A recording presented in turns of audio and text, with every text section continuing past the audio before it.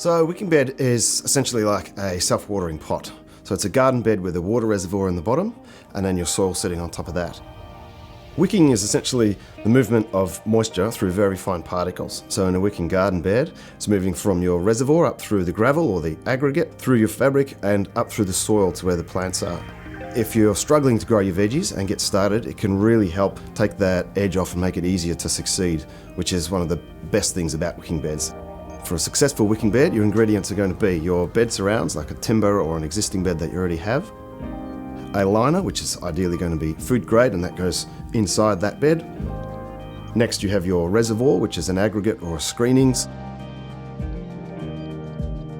Then you have your geotextile fabric or some sort of layer that stops the soil from sinking down into the reservoir.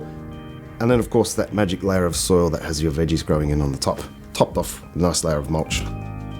Veggies always have access to the water levels that they require, never too much, never too little. It's like a very happy Goldilocks kind of situation.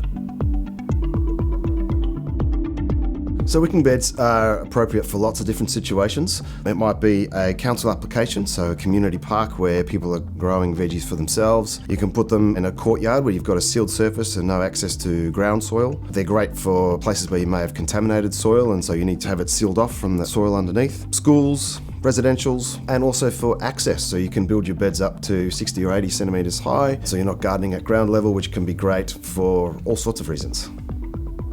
We have our conversion kits, which we can send across Australia if you want to convert a bed that you have into a wicking bed. Our conversion kits have got our food grade liner in them. They have geotextile fabric and all the plumbing parts that you need for the inlet and our signature outlet.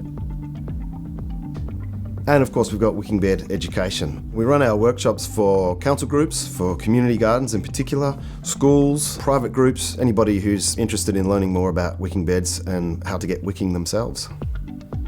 For me, working with wicking beds is all about helping facilitate people grow their own food and empowering them to do something in their life that they might be struggling to do already. And using a wicking bed as a tool to do that, it promotes success and it gets them excited. And the results are the feedback we get from the people that we work with and the gratitude and the veggies.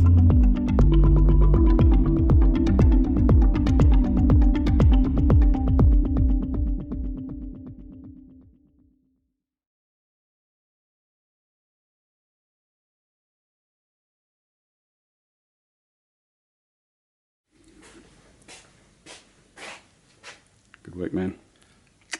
Thanks.